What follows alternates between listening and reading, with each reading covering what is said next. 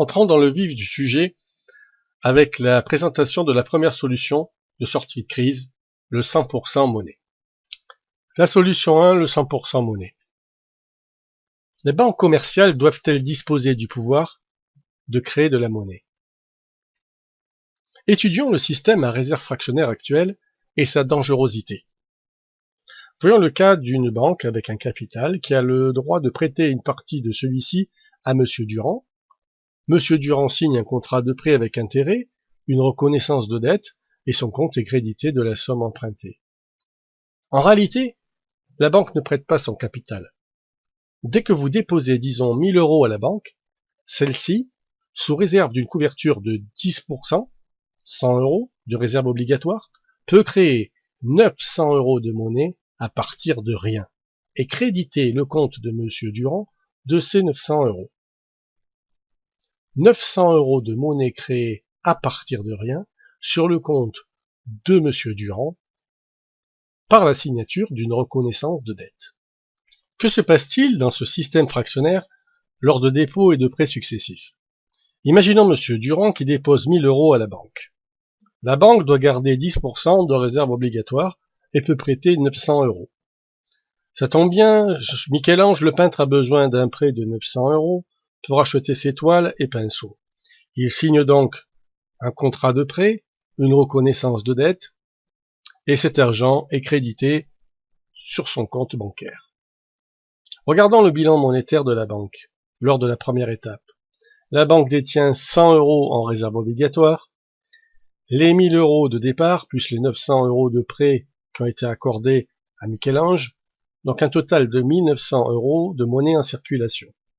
Quand Michel-Ange dépose son argent à la banque garde 90 € de monnaie en réserve obligatoire et peut accorder un prêt de 810 €.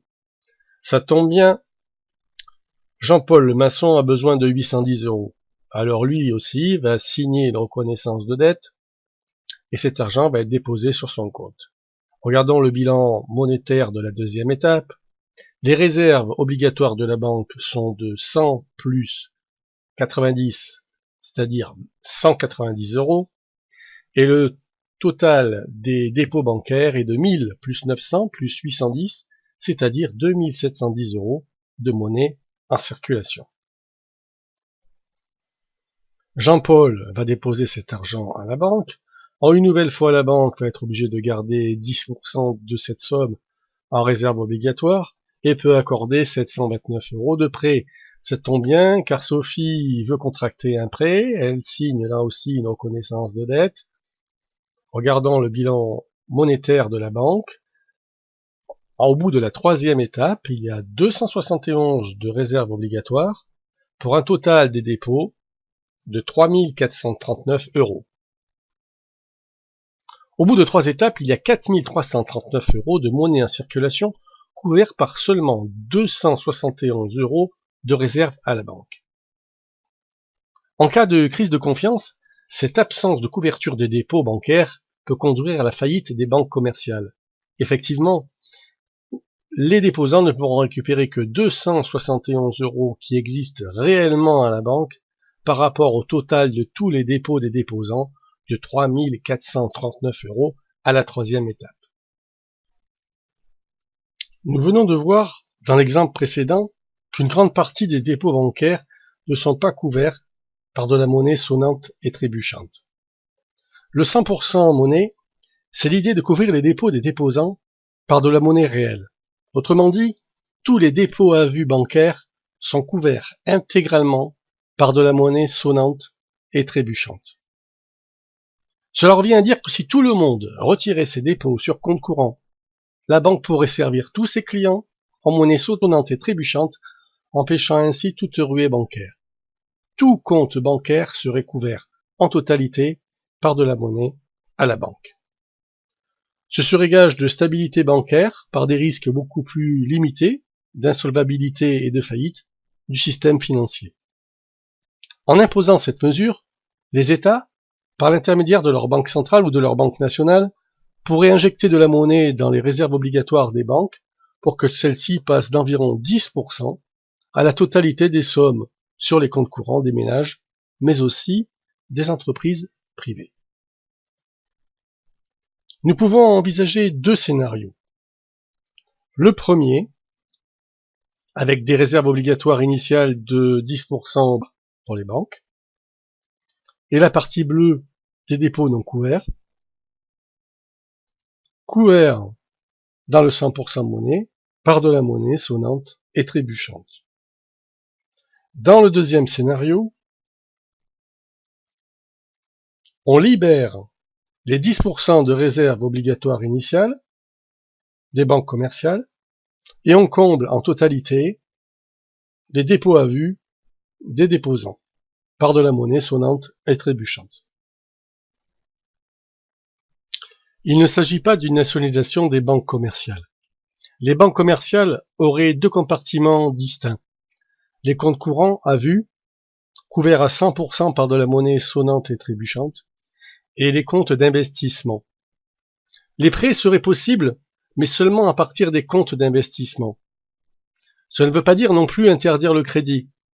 Cela revient simplement à interdire de prêter l'argent des déposants des comptes à vue, couverts en totalité par de la monnaie.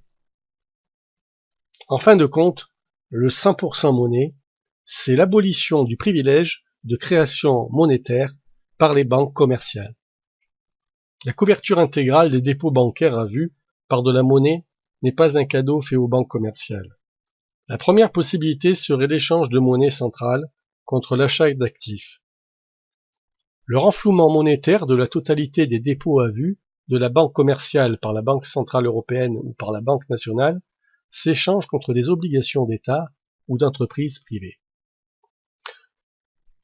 Une commission d'émission monétaire, la CEM, serait créée avec pour mission d'émettre la monnaie nécessaire à la couverture intégrale des dépôts.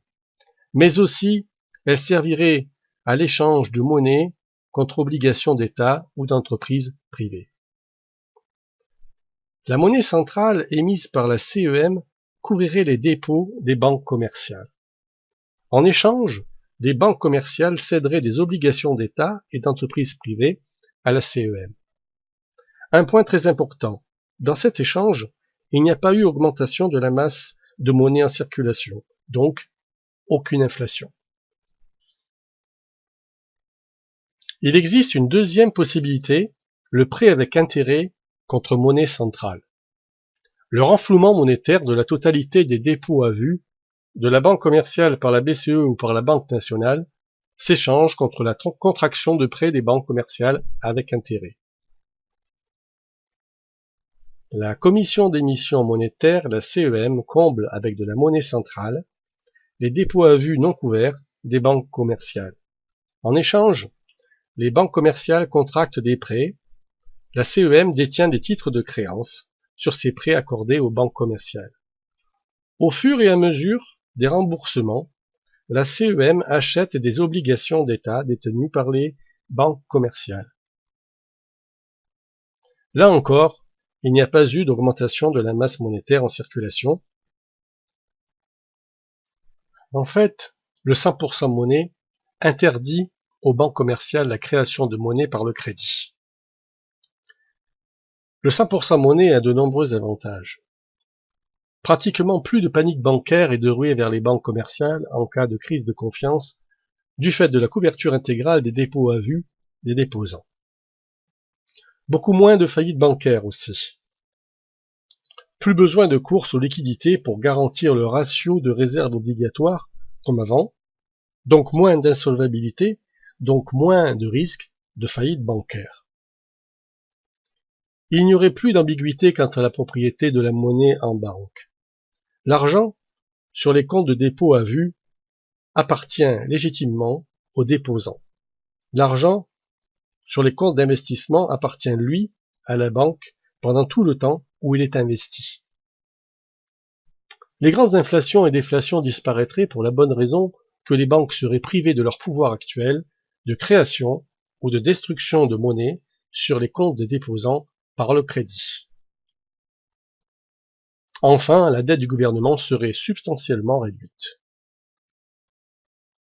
Les objections et craintes non fondées de la mise en place de systèmes 100% monnaie. Voyons tout d'abord l'idée fausse que le système 100% monnaie serait inflationniste. Que ce soit par l'échange de monnaie centrale contre des obligations ou de monnaie centrale contre des prêts avec intérêt, il n'y a pas eu augmentation de la masse monétaire en circulation.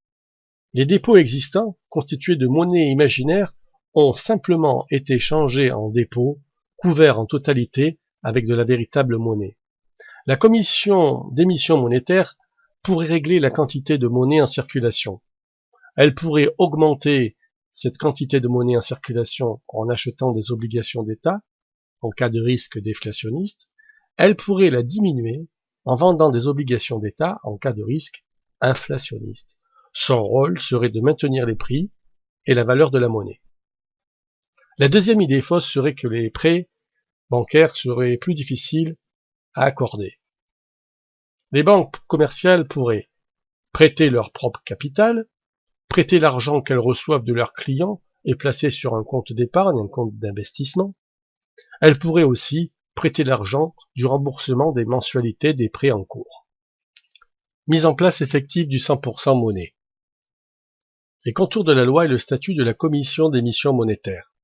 Article 1. Le gouvernement autorise la CEM à émettre une nouvelle quantité de monnaie et d'utiliser cette nouvelle quantité de monnaie pour acheter à toutes les banques commerciales détenant des comptes chèques suffisamment d'obligations d'État au titre de créance afin de fournir à ces banques une couverture intégrale en monnaie véritable pour l'ensemble des comptes chèques qu'elles détiennent. Article 2. La création monétaire par les banques commerciales est interdite. On ne peut pas utiliser la monnaie sur les comptes de dépôt à vue couverts intégralement pour octroyer des prêts et par voie de conséquence revenir au système fractionnaire. Les comptes de dépôt à vue et les comptes d'investissement sont cloisonnés.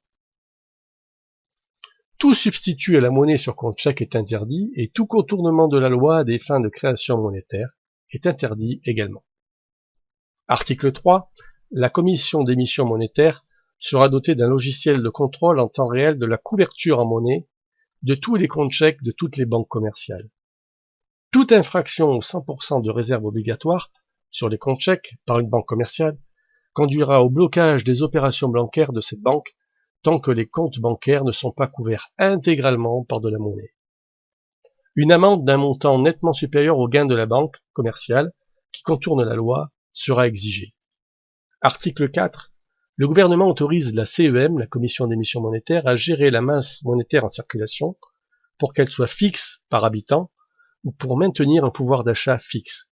Pour ce faire, elle a tout droit pour vendre des obligations ou des titres de créance en cas de trop forte augmentation de la masse monétaire, en cas d'inflation, ou elle a tout droit pour acheter des obligations en cas de contraction de la masse de monnaie, c'est-à-dire en cas de déflation. La transition, le passage du système actuel au système à couverture intégrale. Il sera d'une très grande simplicité dans sa mise en œuvre. Aucun impact sur les relations des banques commerciales avec leurs clients au niveau des opérations courantes et pour finir, aucune perturbation dans les flux financiers de l'économie. Estimation des ordres de grandeur de neutralisation de la dette publique en milliards d'euros. Pour estimer les ordres de grandeur de neutralisation de la dette publique, il va falloir analyser le montant des dépôts à vue auxquels on peut ajouter les autres dépôts monétaires, ceux à préavis inférieurs ou égal à 3 mois et ceux inférieurs ou égal à 2 ans. Pour chaque actif monétaire, plus ou moins liquide, on définit un intervalle, une estimation, une fourchette haute et basse en pourcentage de ce que pourrait être la quantité de monnaie nécessaire au basculement de ces actifs vers la commission d'émission monétaire. Voici les composants des liquidités transférables vers la commission d'émission monétaire. Les dépôts à vue, qui sont transférables à 100%, les dépôts à terme à maturité fixe inférieure ou égale à 2 ans, qui ont une fourchette estimative de monnaie nécessaire au transfert entre 20 et 30%, les dépôts à préavis inférieurs ou égal à 3 mois, entre 20 et 40%, les prêts interbancaires de refinancement, entre 40 et 60%, et les SICAV monétaires, entre 40 et 60%.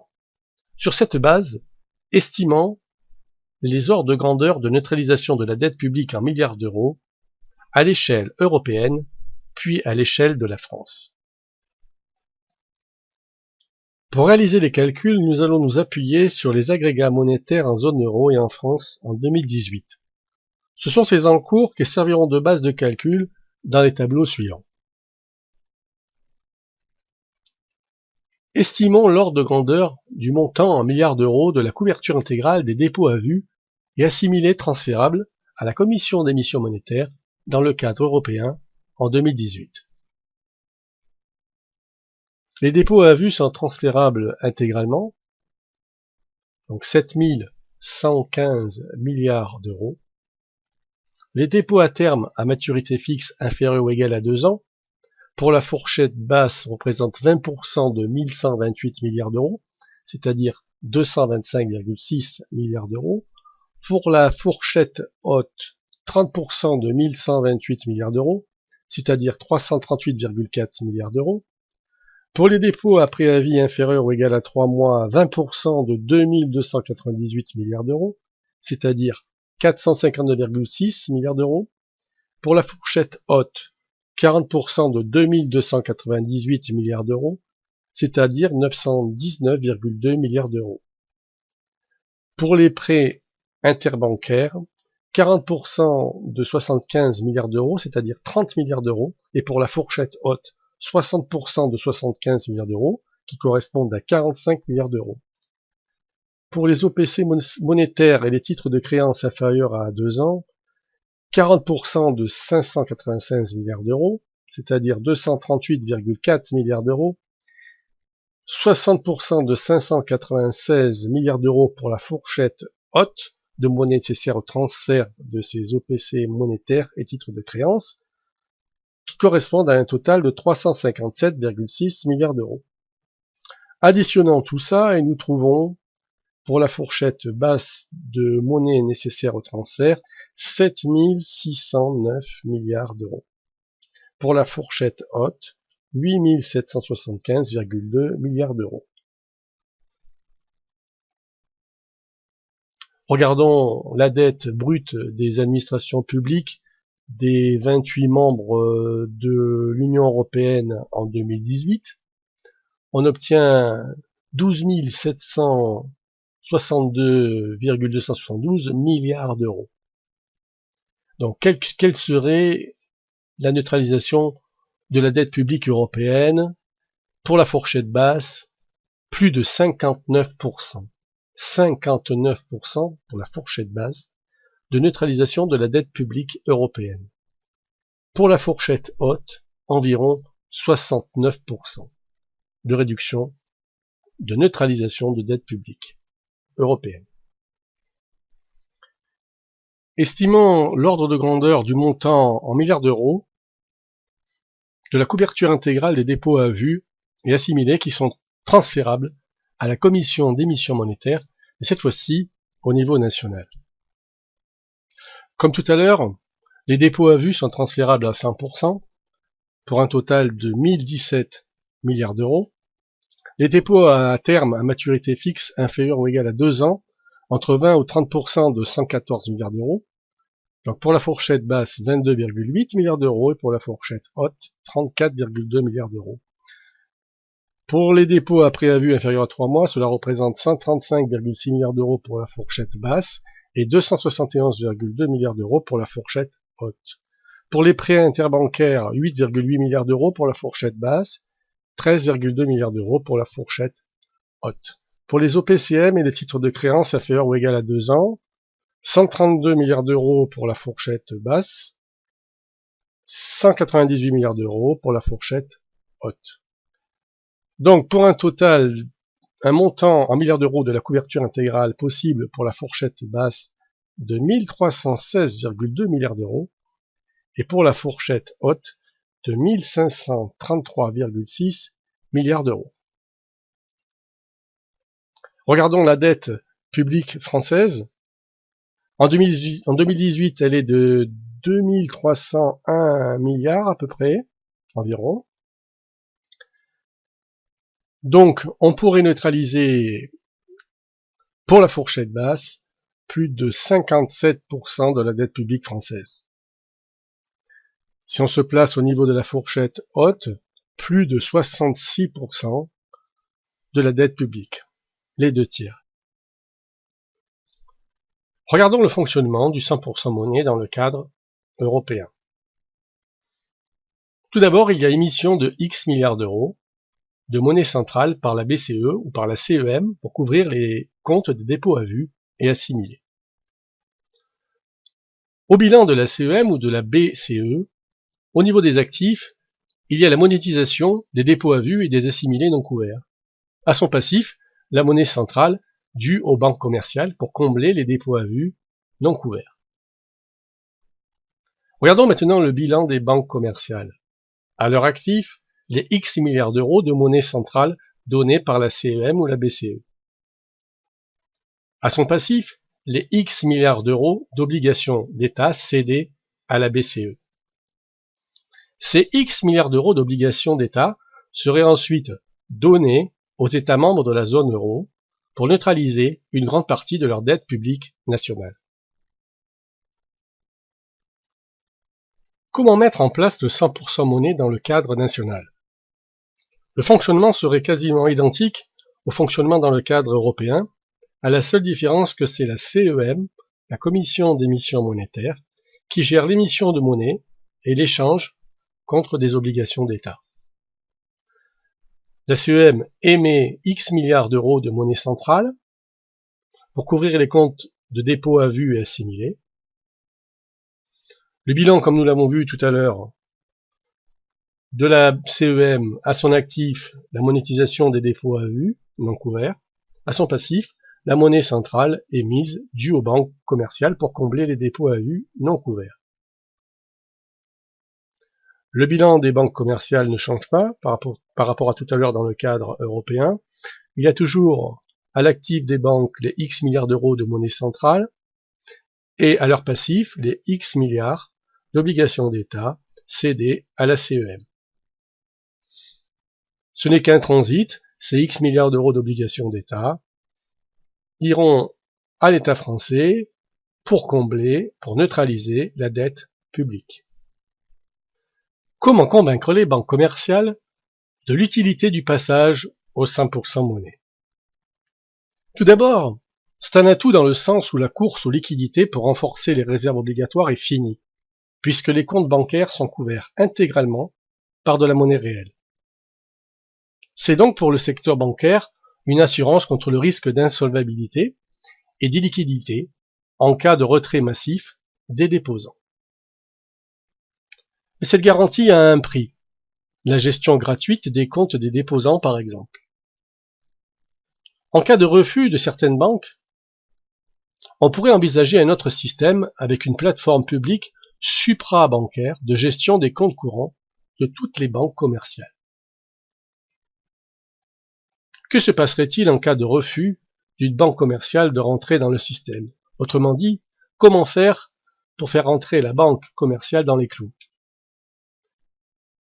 Une loi promulguée par la Commission européenne en accord avec la BCE pourrait obliger les banques réticentes à appliquer le 100% monnaie. La garantie de 100 000 € de l'État par personne et par établissement serait levée à toute banque commerciale ne voulant pas entrer dans le nouveau système. Il est clair qu'informés, les déposants de cette banque choisiraient une autre banque commerciale où leurs dépôts seraient sécurisés.